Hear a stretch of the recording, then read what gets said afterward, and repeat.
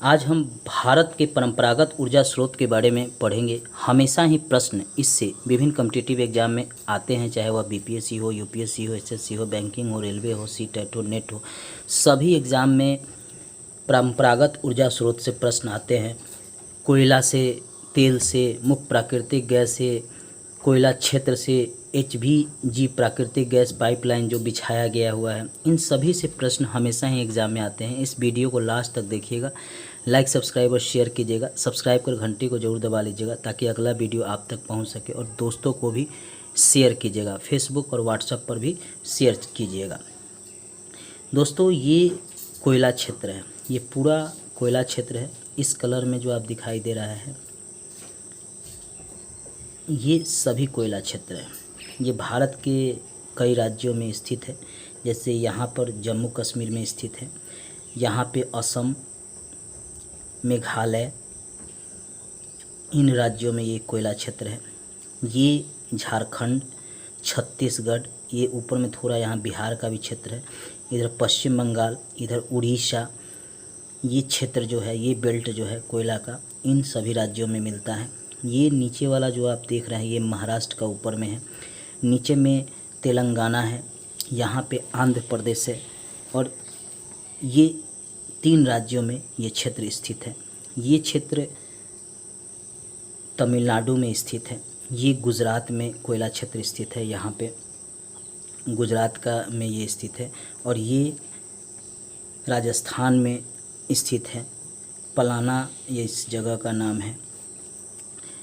इतने बड़े क्षेत्रों में कोयला का क्षेत्र स्थित है।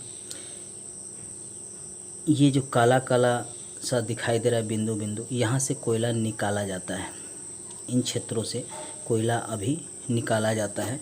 अभी इन क्षेत्रों के तरफ से कोयला नहीं निकाला, जैसे जम्मू कश्मीर से अभी नहीं निकाला जाता है, राजस्थान से इन क्षेत्रों से नहीं निकाला जाता है। अभी यहाँ जो गुजरात का क्षेत्र, यहाँ से भी कोयला नहीं निकाला जाता है। मुख्य प्राकृतिक गैस पाइपलाइन है। ये मुख्य प्राकृतिक गैस पाइपलाइन आप देखेंगे कि यहाँ पे है, ये यहाँ पे है मुख्य प्राकृतिक गैस पाइपलाइन। यहाँ पर आप देखेंगे मुख्य प्राकृतिक गैस पाइपलाइन है, यहाँ पे है मुंबई के पास ये मुख्य प्राकृतिक गैस पाइपलाइन है। ये तेल क्षेत्र है जो इस कलर में आप देख रहे हैं, इस कलर में यहाँ पे आप देख रहे हैं, ये असम का क्षेत्र है। ये तेल क्षेत्र स्थित है यहाँ पे, और फिर ये मुंबई हाई है, यहाँ पे तेल है, ये गुजरात का क्षेत्र है। ये सभी तेल क्षेत्र हैं। ये सारे जो जगह हैं, सोनीपत, साहिबाबाद, शाहजहाँपुर, जगदीशपुर, विजयपुर, झबुआ, अंकलेश्वर, हजीरा, बड़ोदरा, अंता, ये सभी तेल क्षेत्र हैं। ये प्राकृतिक गैस पाइपलाइन बिछाया गया है। इसका मुख्य कारण है कि इसको ले जाने के लिए किसी वाहन की ज़रूरत नहीं होगी, ये पाइप के द्वारा ही इन स्थानों पर पहुंच जाएगा, इसलिए इसको बिछाया गया है। पूरे भारत में इस पाइपलाइन को बिछाने की योजना है और धीरे धीरे इस पर कार्य हो रहा है। आइए हम एक एक कर इन सभी के बारे में जानते हैं। ऊर्जा का सबसे बड़ा स्रोत जो है वह सूर्य होता है।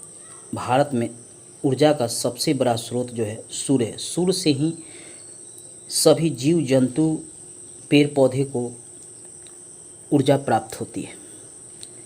जैविक परिस्थिति एवं मानवीय क्रियाकलापों के लिए यह ऊर्जा आवश्यक होता है।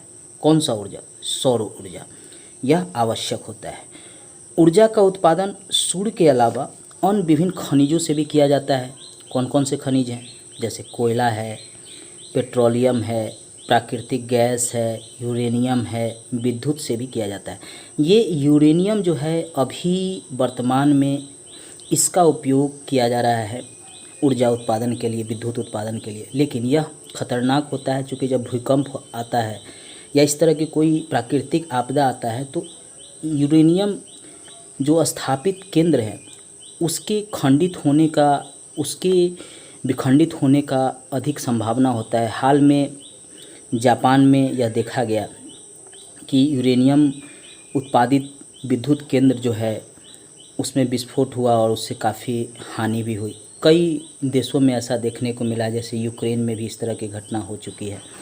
तो वर्तमान समय में जो भारत सरकार है वह सौर ऊर्जा पे ज़्यादा जोर दे रहा है कि जो सूर्य से जो हमारी ऊर्जा प्राप्ति होती है उससे हम सौर ऊर्जा का विकास कर सकते हैं। इसलिए सूर्य की रोशनी, उसकी ऊर्जा का उपयोग भारत सरकार करने की अब कोशिश कर रही है। इसके लिए डेनमार्क से भी सहयोग मांगा गया है। यूरोप का एक छोटा सा कंट्री है डेनमार्क, जिससे सहयोग मांगा गया है कि वह इसमें सहयोग करे। इसके अलावा पवन ऊर्जा हुआ, इस पर भी जोर दिया जा रहा है। भारत में सबसे ज़्यादा अगर ऊर्जा प्राप्त किया जाता है तो वह है ताप विद्युत। 69.4% ताप विद्युत से ऊर्जा प्राप्त किया जाता है। ताप विद्युत के अंतर्गत आते हैं कोयला, पेट्रोलियम, प्राकृतिक गैस, ये तीनों ताप विद्युत के अंतर्गत आते हैं, इसको याद रखिएगा। दूसरा जो है ऊर्जा प्राप्त करने का स्रोत जो है अक्षय ऊर्जा स्रोत है, यानी सौर ऊर्जा, जिससे 14.8% भारत में ऊर्जा इससे प्राप्त किया जाता है। जो ऊर्जा प्राप्त करने की जो संख्या है उसमें 14.8 अक्षय ऊर्जा से हम ऊर्जा प्राप्त करते हैं। तीसरे स्थान पे आता है पनबिजली ऊर्जा। 13.9% हम पनबिजली ऊर्जा से प्राप्त करते हैं, यानी जो नदियों का पानी हम डैम में स्टोर करके रखते हैं और उससे हम वहाँ पे पवन, नदियों की धारा से हम इस ऊर्जा को प्राप्त करते हैं। चौथा जो स्रोत है वह है परमाणु ऊर्जा।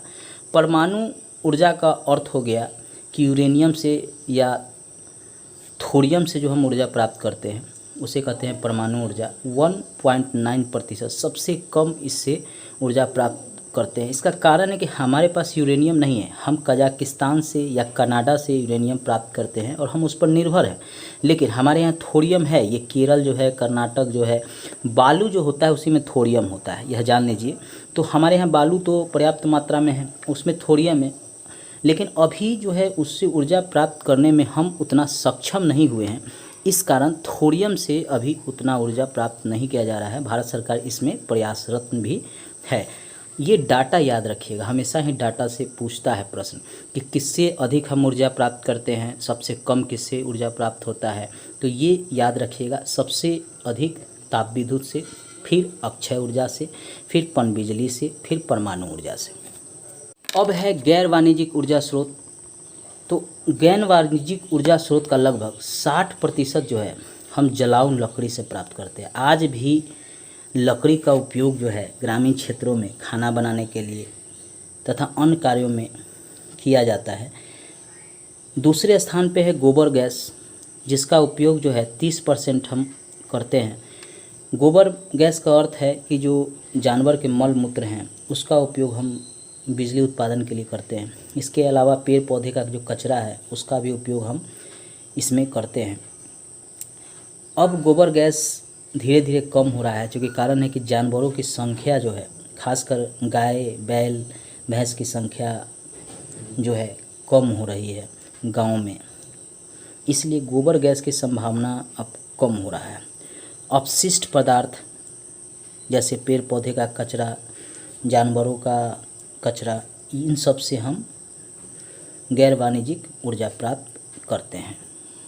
प्रश्न है, भारत में वाणिज्यिक ऊर्जा का सबसे बड़ा स्रोत कौन सा है? उत्तर है ताप विद्युत, 69.4% प्राप्त होता है।